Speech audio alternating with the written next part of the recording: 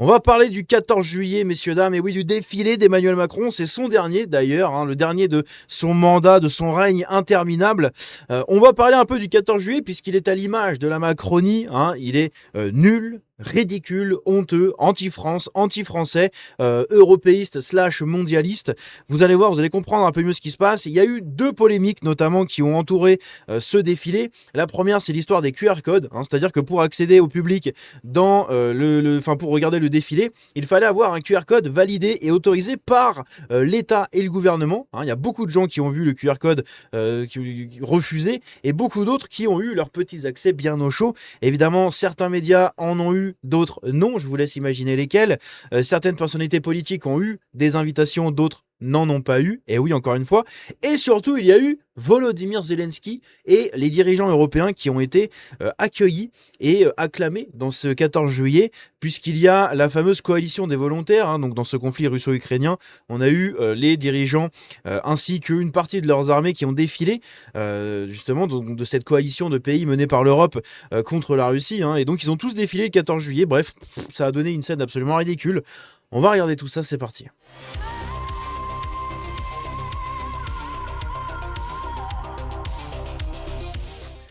Donc, dans cette catastrophe qui est le 14 juillet, eh bien, on a une mention spéciale à faire pour la veille, le 13 juillet 2026, puisqu'il y a eu le feu d'artifice tiré à la Tour Eiffel, qui a été tiré un jour avant, puisque ce soir, il y a le match de l'équipe de France. Waouh! Vive les Bleus! Non, pas du tout, on s'en bat les couilles. Et donc, du coup, ils ont décalé le feu d'artifice, ils l'ont tiré la veille, donc hier, le 13 juillet. On a pu voir des mouvements de foule de la Nouvelle-France qui s'écrasent, se bousculent, comme à leur habitude. Hein. Là, cette fois-ci, c'était pas les clims. Non, c'était simplement un feu d'artifice. Écoutez, ils sont incivilisables et incivilisés. Voilà. Et ils ne seront jamais. Ils ne seront jamais civilisés, ces gens-là, c'est impossible. On voit les comportements qui se répètent. Dès que tu les mets en groupe, c'est le bordel. C'est hallucinant. Bref, évidemment, ils ont laissé les lieux où ils se sont rendus dans un état lamentable et pitoyable, d'accord. C'est vraiment lamentable. On a des images de Trocadéro qu'on regardera un peu plus tard, mais c'est absolument abominable. Hein. Il y a des déchets partout. Bref, le tiers-monde qui a laissé sa merde tiers-mondaine dans notre beau pays qui est la France. Voilà. À côté de ça, qu'est-ce qu'on a? On a justement cette coalition des volontaires.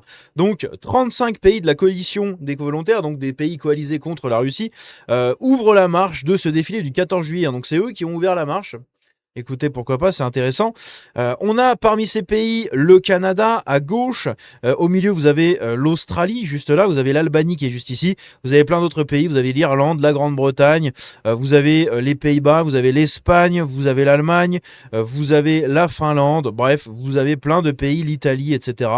Tous les pays européens menés de près ou de loin par l'Europe et notamment la France, l'Angleterre et l'Allemagne et Ursula von der Leyen dans cette coalition contre la Russie, eh bien, ils ont ouvert le défilé. Ça a donné une scène absolument ridicule, hein, vraiment, avec tous ces dirigeants. Enfin, c'est quand même un truc français à la base. Hein, j'en sais rien, c'est un truc républicain français. Pourquoi vous faites ça?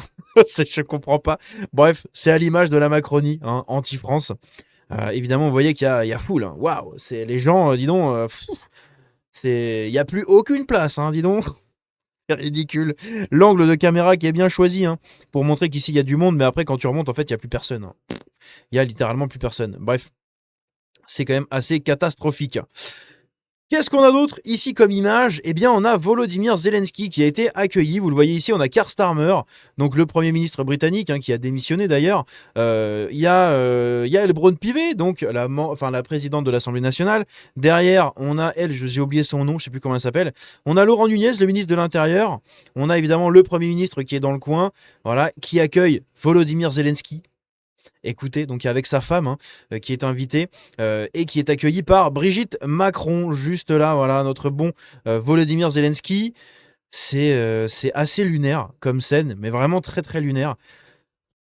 C'est à l'image de la Macronie, encore une fois.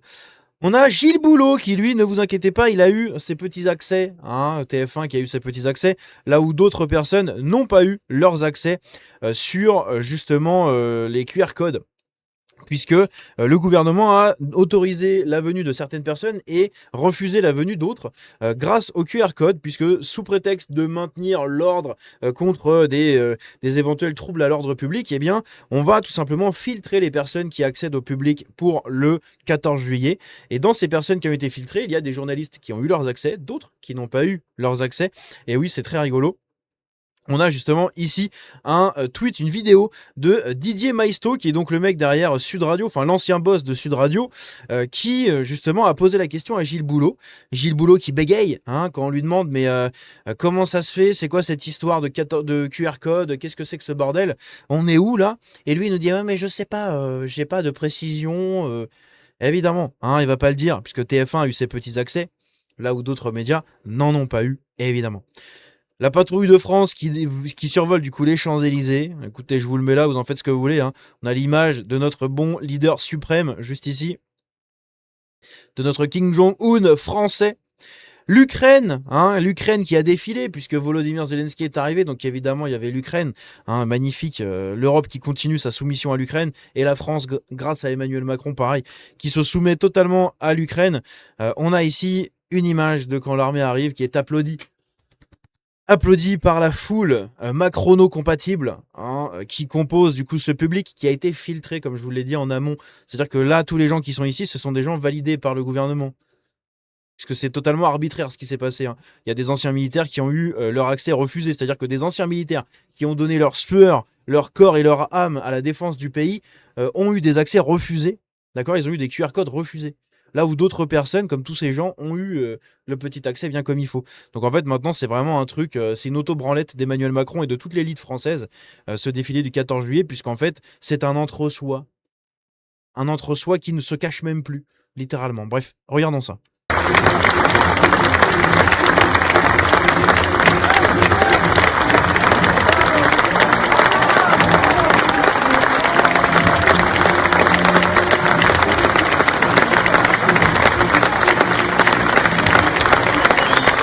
Donc tous ces bots là dans la foule, là, tous ces robots là, ce sont des gens qui sur les réseaux sociaux vantent les grands biens de l'Ukraine, les grands biens de l'Union européenne, d'Emmanuel Macron, tout ça, tous ces gens-là, d'accord, et tous les journalistes macrono-compatibles. Là, vous avez aucun ennemi de l'État, vous n'avez pas un mec qui va remettre en cause la politique de Macron dans ce public, puisque tous ces gens ont été sélectionnés, soit parce que ce sont des journalistes de médias très connus, des personnalités influentes très connues, bref, tous ces gens sont complaisants avec le pouvoir. On arrive vraiment à un truc absolument abominable. Avant le 14 juillet, n'importe qui pouvait s'y rendre. Alors des fois, tu avais des manifestations, des fois, tu avais des trucs. Là, on arrive dans un truc où tout le monde est contrôlé à l'entrée avec un QR code. Si t'es pas validé par l'État, tu rentres pas, quoi. C'est dingue. Donc évidemment, les médias comme Serfia, etc., sur les réseaux, eux, ils ont eu leurs petits accès. Ne vous inquiétez pas pour ça. Ici, on a Macron qui passe en revue les troupes à la descente de sa Jeep après avoir remonté les Champs-Élysées en direction de l'Arc de Triomphe. Et justement, on le voit, sa tête, c'est vraiment une fin de règne interminable, quoi.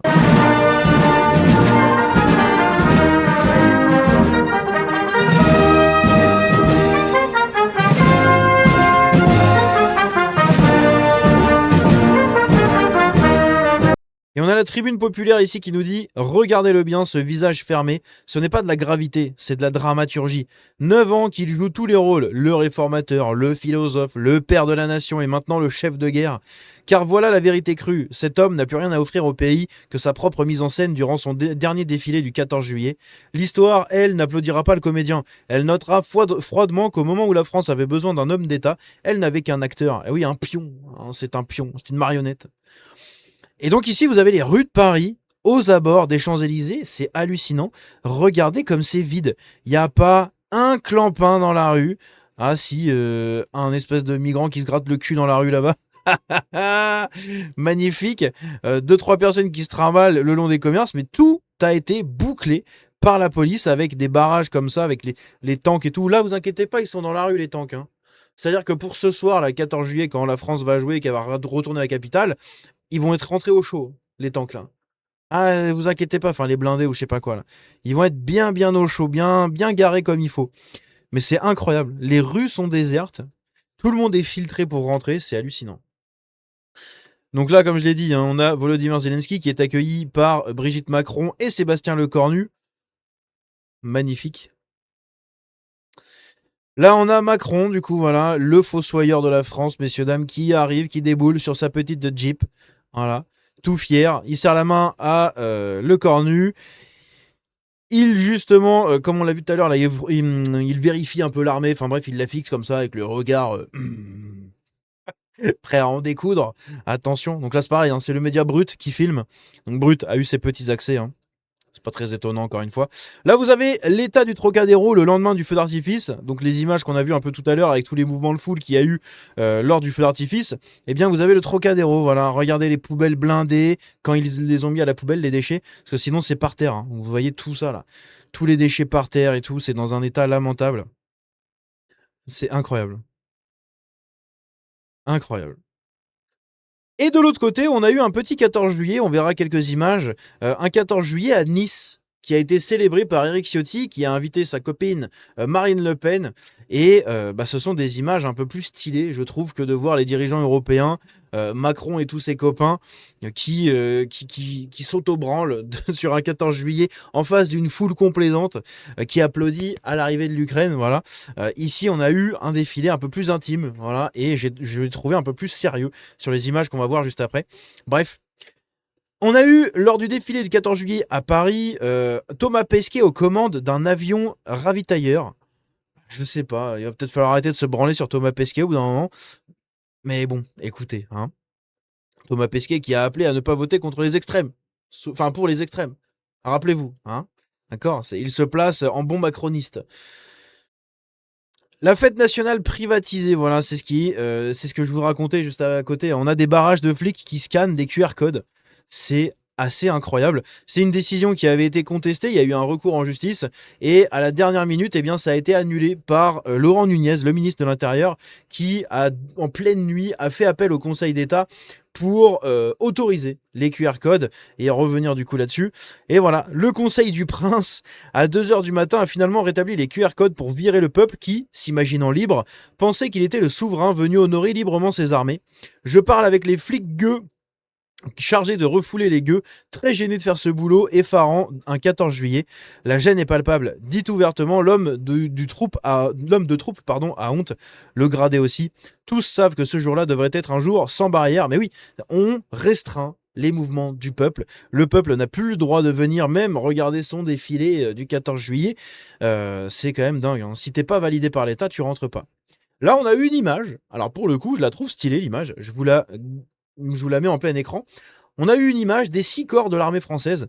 La marine à droite, les aviateurs ici, donc la marine nationale, l'armée de l'air juste là. On a eu l'armée de terre juste ici, les pompiers, les gendarmes et du coup les légionnaires juste ici avec le tablier des légionnaires.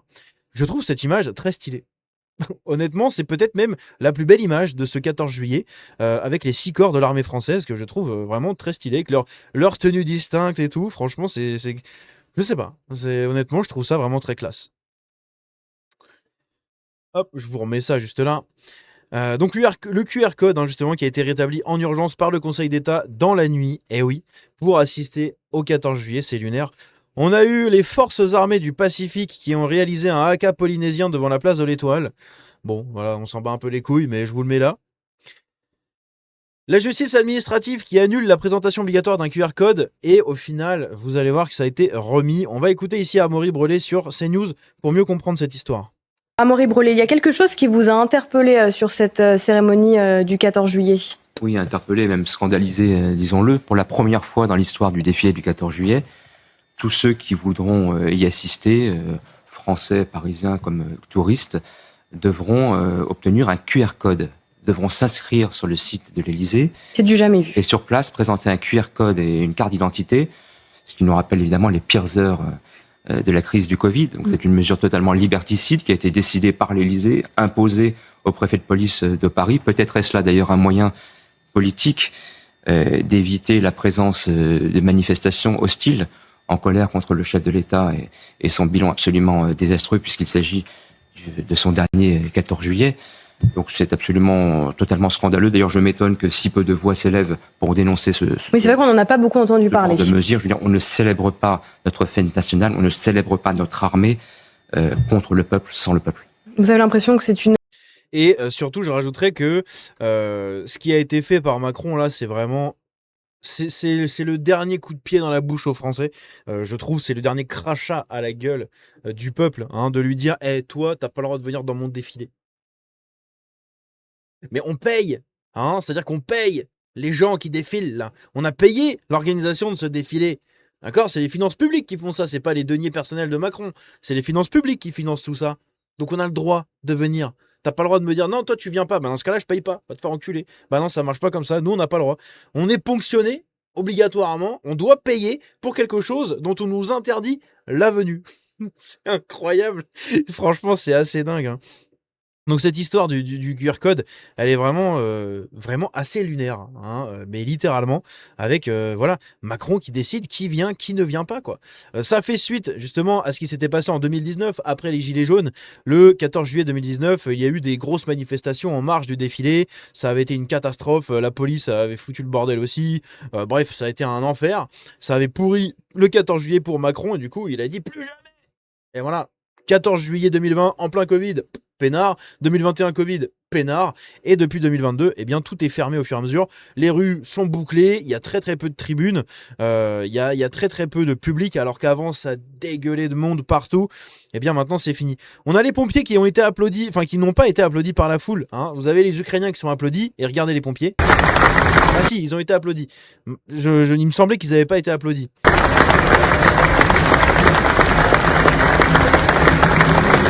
Bon, ils sont pas applaudis par beaucoup de monde comparé à l'Ukraine, hein, où tout à l'heure, c'était aussi filmé par Serfia, et on avait tous les gens au premier rang là devant qui applaudissaient. Là, il y a personne qui applaudit, alors je sais pas, il y a quand même moins de monde qui applaudit, hein. Alors que pour moi, ce sont eux qui méritent vraiment tous les honneurs en ce moment, puisque à l'heure où ils sont en train de défiler, leurs collègues sont en train de risquer leur vie dans cet incendie à Fontainebleau, dont j'ai fait une vidéo d'ailleurs qui est sortie cet après-midi. N'hésitez pas à aller la regarder sur la chaîne, la vidéo juste avant. Là, on a un truc lunaire. Putain, mais oui, il y a ça aussi. Oh bordel, qu'est-ce que c'est que ça? On a l'état-major de la 9e brigade d'infanterie de marine qui a défilé sur la musique du film Avenger. Je vais pas vous mettre la musique, évidemment, mais les musiciens militaires que vous voyez juste ici ont entonné la musique, le thème musical d'Avenger. On arrive dans un monde où des militaires défilent sur un 14 juillet sur une musique d'un film hollywoodien. Je sais pas si on se rend compte de la dinguerie que c'est. Du truc lunaire. C'est vraiment, j'arrive pas à trouver de qualificatif. C'est hallucinant. Et vraiment, je suis choqué. Quand j'ai vu ça, je suis tombé comme ça, je fais quoi? Mais à quelle heure? Alors je peux pas vous le mettre encore une fois, je vais vous mettre un petit extrait. Les unités qui défileront. Voilà. Vous reconnaîtrez la musique d'Avenger pour ceux qui regardent ça. C'est... J'ai aucun qualificatif suffisamment important pour vous décrire ce que je ressens en fait vis-à-vis de ça, mais c'est vraiment honteux, hein. C'est honteux, quoi. Cette fête putain de républicaine, anti-France, anti-peuple, tout ce que vous voulez, elle est vraiment à l'image de l'élément déclencheur de ce défilé, le 14 juillet. Vraiment un acte qui crache à la bouche de la France, hein, de la majorité des Français. Et oui, parce que la révolution, ce n'est pas un fait du peuple, hein, arrêtez avec ça. C'est un mouvement d'éloge maçonnique sur plusieurs dizaines d'années qui ont conduit à force à cette instrumentalisation de la colère du peuple. Enfin, ils ont fait monter la colère du peuple et ils ont instrumentalisé cette colère pour déclencher la prise de la Bastille qui, de toute manière, était en fin de vie, hein. La prise de la Bastille allait devenir une place, allait être démolie par Louis XVI pour créer la place Louis XVI à son emplacement. Justement, et les loges maçonniques ont accéléré ce processus par le peuple en disant voilà, c'est la colère du peuple. Bref, une supercherie parmi tant d'autres. Ici, on a donc le 14 juillet d'Éric Ciotti, hein, je vous mets son message si ça vous intéresse, mais voilà, hein, avec pas mal d'invités politiques, notamment des gens à droite, beaucoup de gens de sa commune, etc., des personnalités à droite à gauche, et voilà, un défilé du 14 juillet, puisque là-bas à Nice, 14 juillet hautement symbolique, si ce n'est plus que le 14 juillet au final, le 14 juillet républicain maçonnique. Celui de Nice, c'est un 14 juillet humain, puisque c'est le 14 juillet qui est désormais rattaché à cet acte du 14 juillet 2016 au soir, quand un camion a déboulé sur la promenade des Anglais et a fait ce que vous savez. Ce qui a causé la mort à beaucoup de personnes, et oui, dont d'ailleurs le frère du terreau qui est responsable de cet acte squattait un logement illégalement à Nice. Hein, d'ailleurs, c'est assez lunaire. On a découvert ça il y a pas très longtemps d'ailleurs, il y a quelques jours là, quelques semaines. L'info est sortie un peu partout.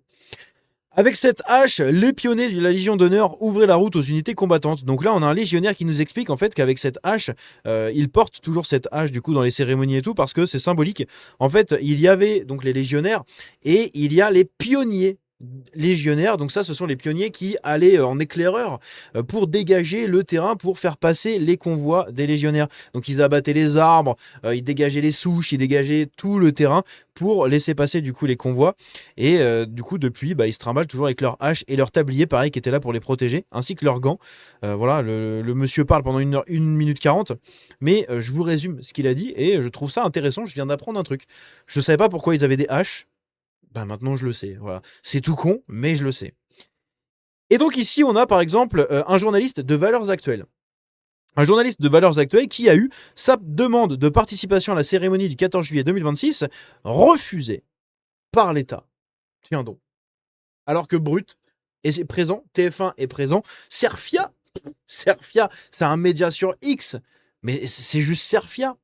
Serfia a eu ses accès, là où Valeurs Actuelles a vu ses accès refusés. Est-ce que vous vous rendez compte du truc?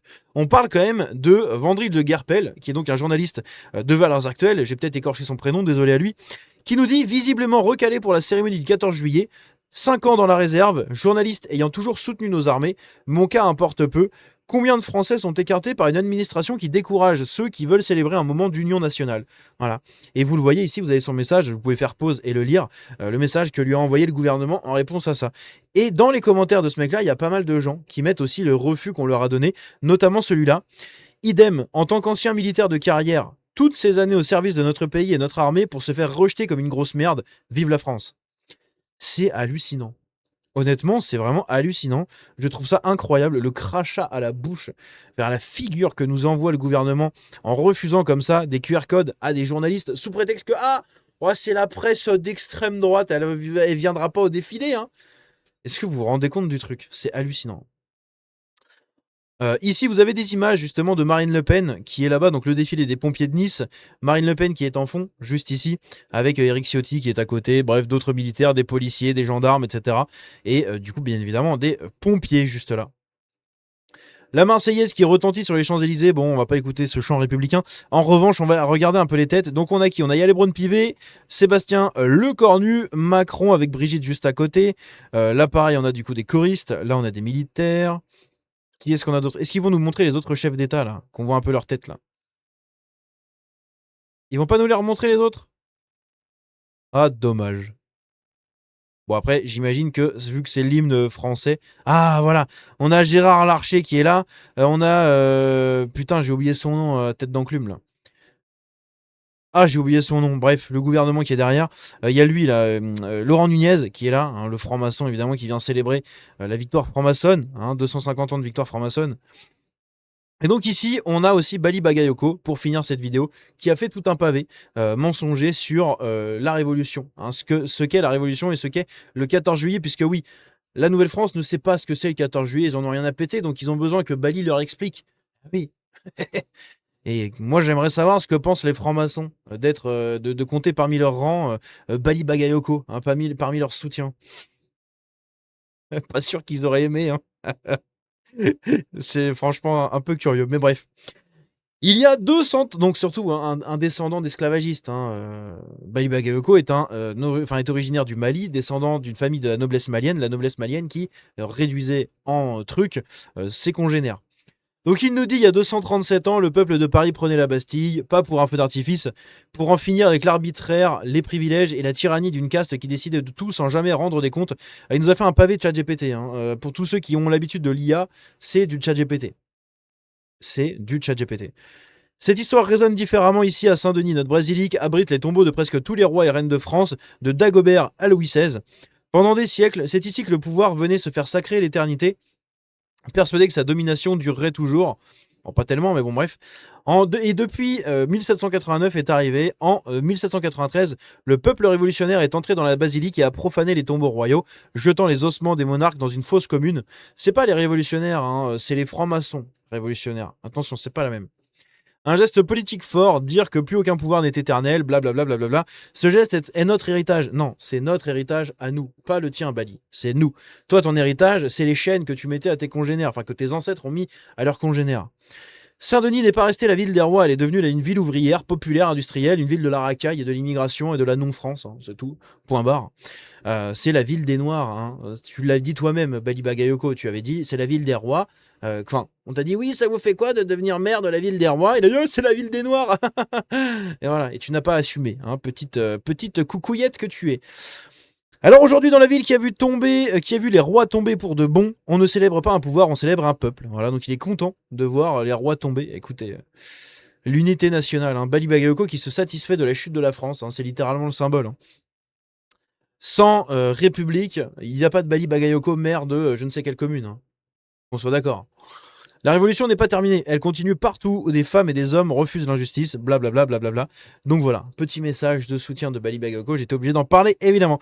Dans tous les cas, dites-moi ce que vous en pensez dans les commentaires, n'hésitez pas à boycotter maintenant les prochains 14 juillet, hein, ça ne sert strictement à rien de fêter cette fête, cette fin tout simplement de la France éternelle, voilà, j'en ai des renvois, c'est trop pour moi, trop d'émotions. Surtout en 2027, quand on va faire le 14 juillet arc-en-ciel du RN. Bon, ça va, j'ai le droit. J'ai le droit, j'étais obligé de le dire. Bref, on se dit à la prochaine, prenez soin de vous, que Dieu vous bénisse et qu'il bénisse la France. Ciao.